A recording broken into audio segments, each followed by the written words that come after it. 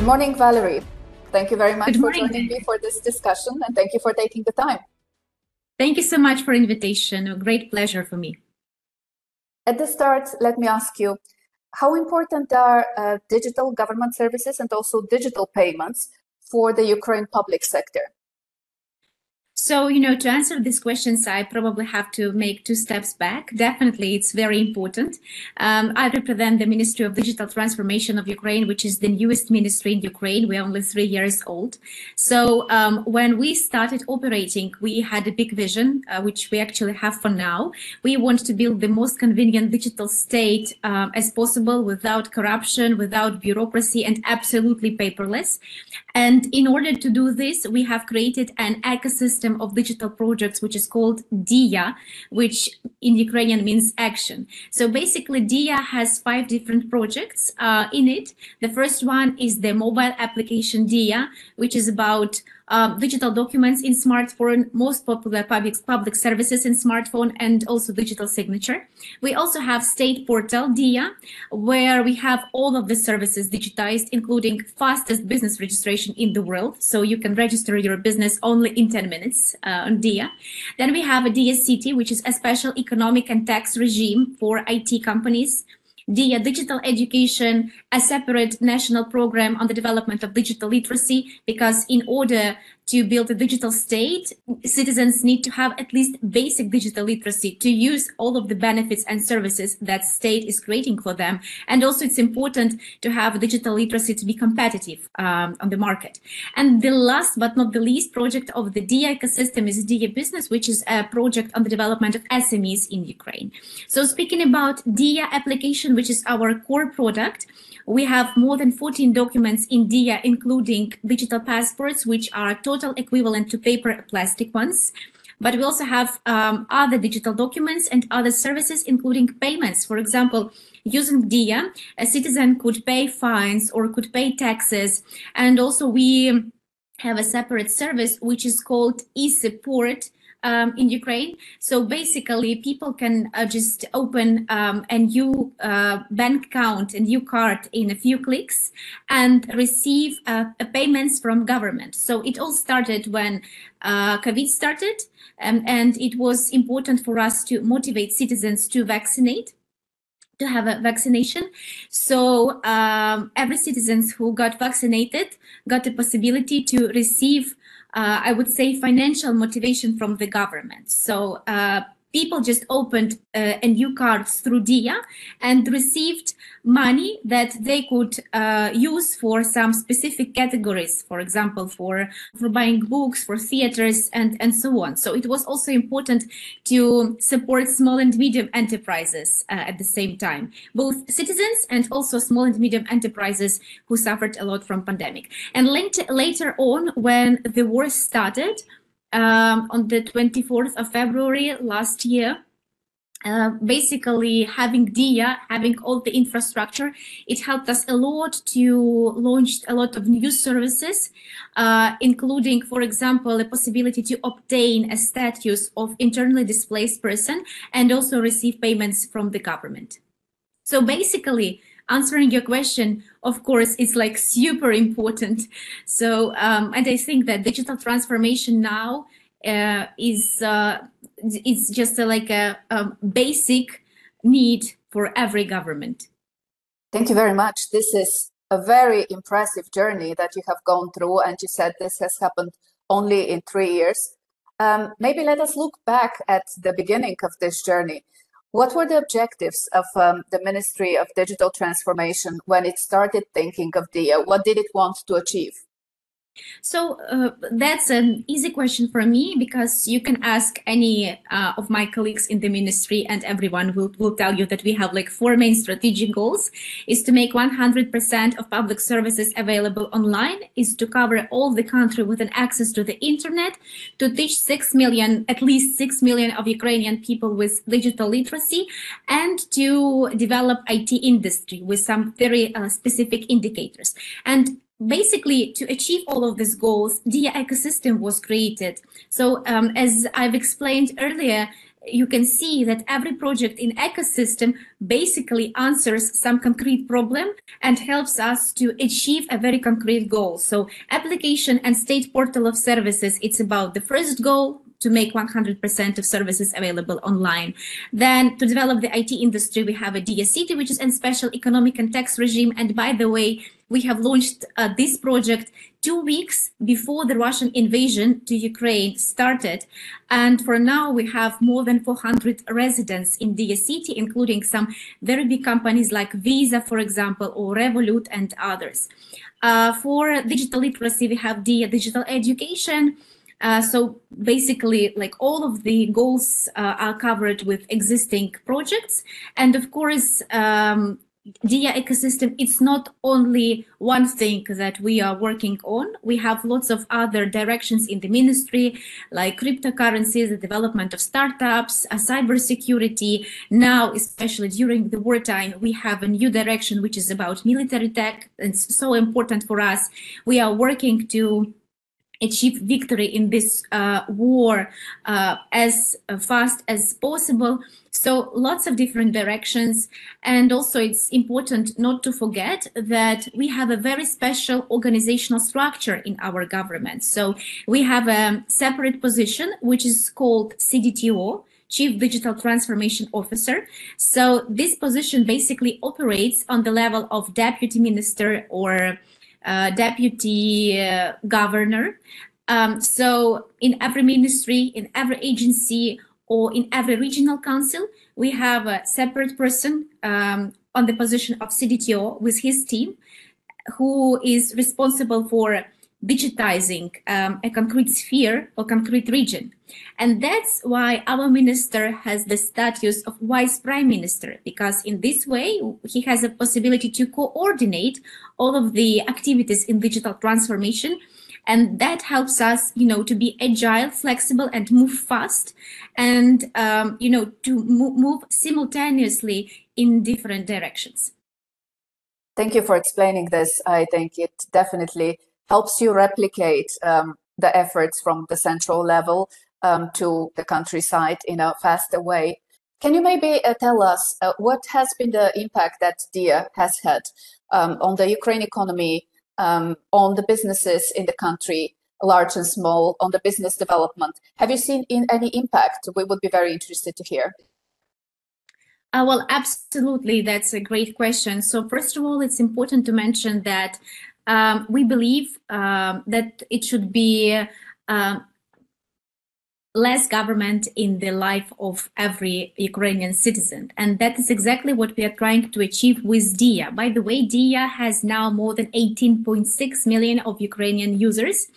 And answering your question on economic effect, it's like very clear. We use DIA for support of Ukrainian businesses with payments through DIA. We also use DIA for supporting internally displaced people, and that would be impossible to do fast. For example, during the wartime, if we did not have the DIA application. So digital transformation is also about fighting corruption.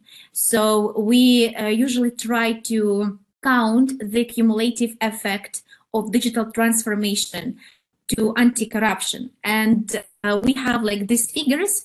It was around 16.3 billion of Ukrainians.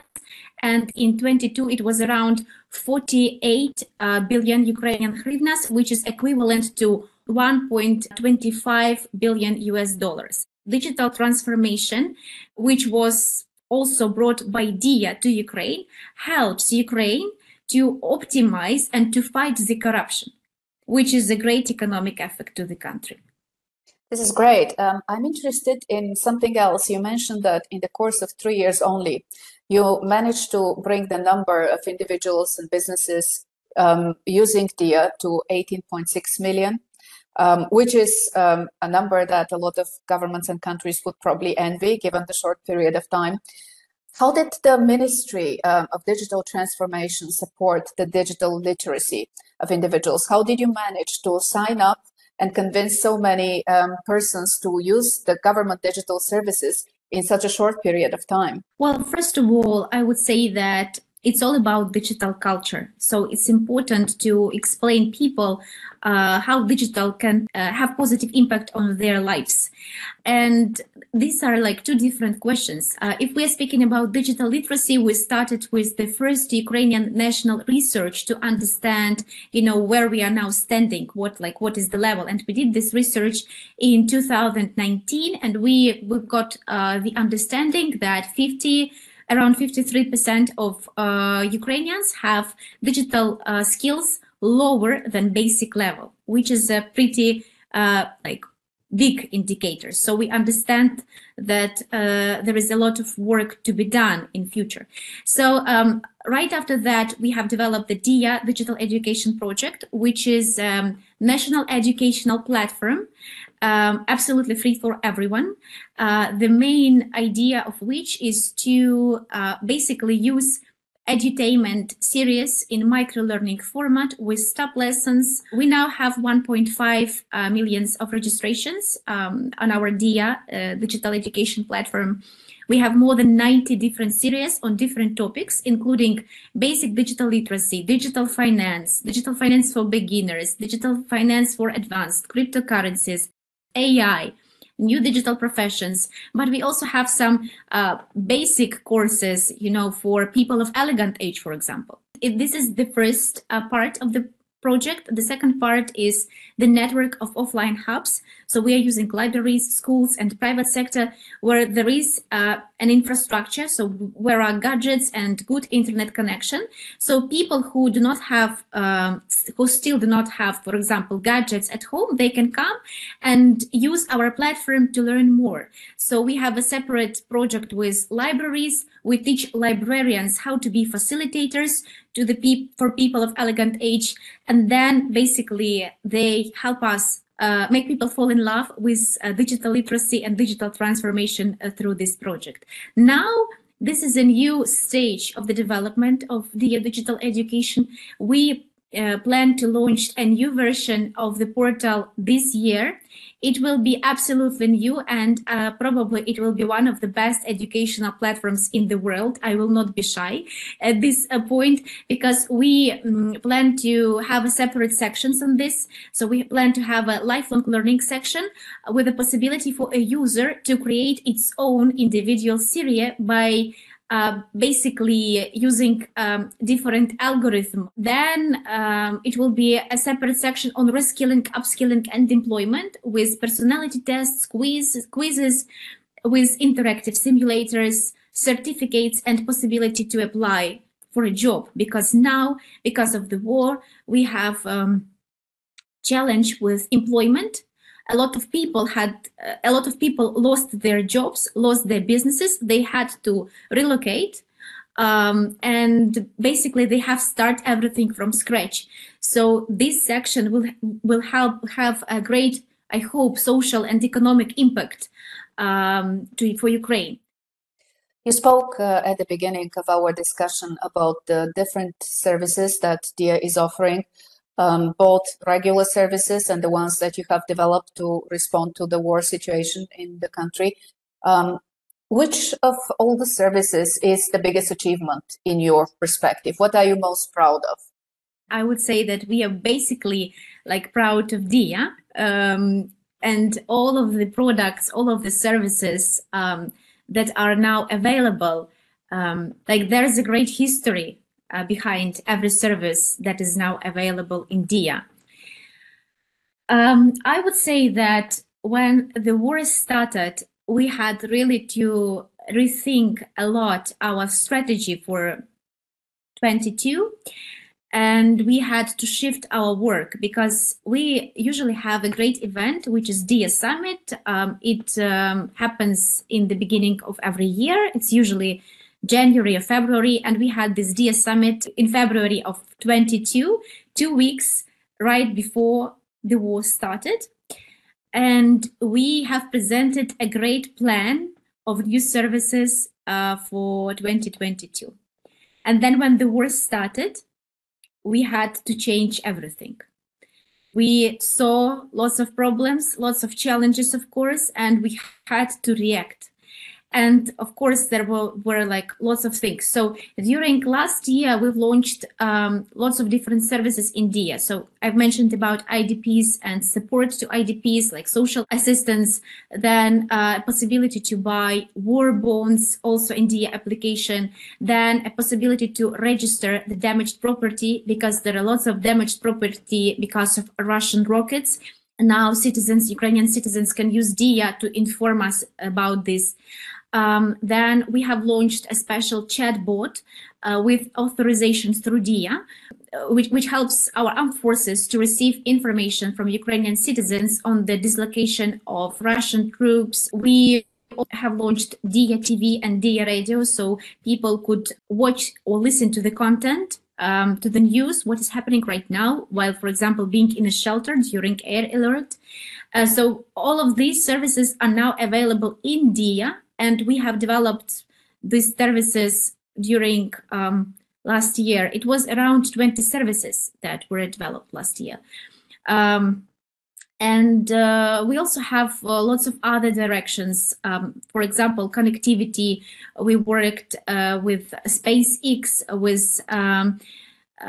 our international donors, with European digital ministers who supported us with Starlink kits, because connectivity is very important. And especially now we have DIA City, which is also growing at the project. So lots of actually things that probably would be not impossible to mention in one interview for 1 hour. I need more time to explain everything, what has been done and what's still in process.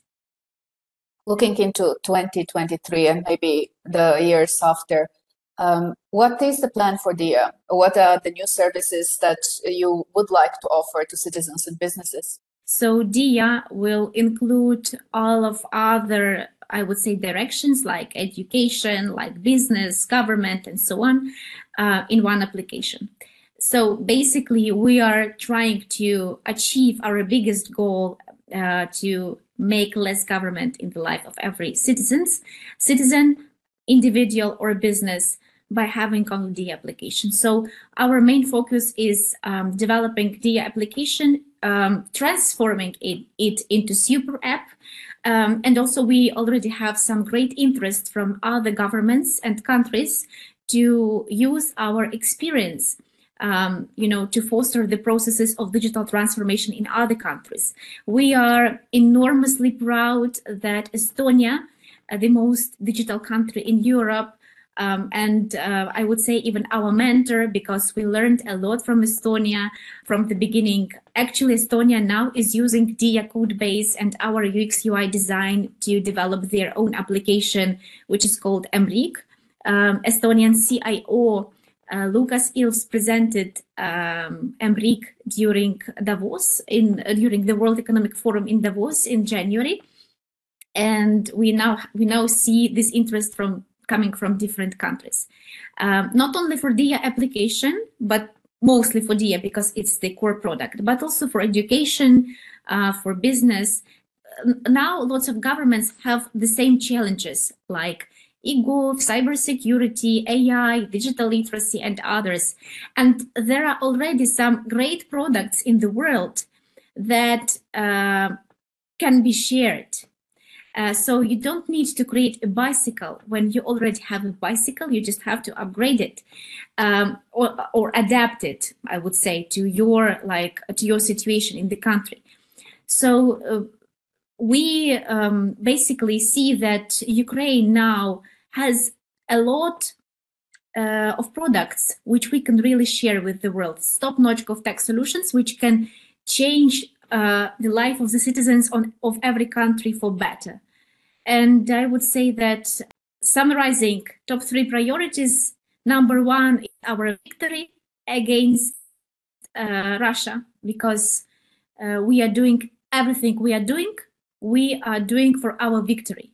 Secondly, we will continue to support our citizens, businesses, governmental institutions, transforming DIA into super app and making their life more comfortable. And thirdly, we are ready to share with the world our solution. Thank you very much, Valerie, for this very interesting and very inspiring discussion. I wish you a lot of luck with DIA and all the initiatives that you're launching, and I'm looking forward to talk to you again sometime soon and hear about the new developments you have started. Thank you so much for this conversation. Thank you as well.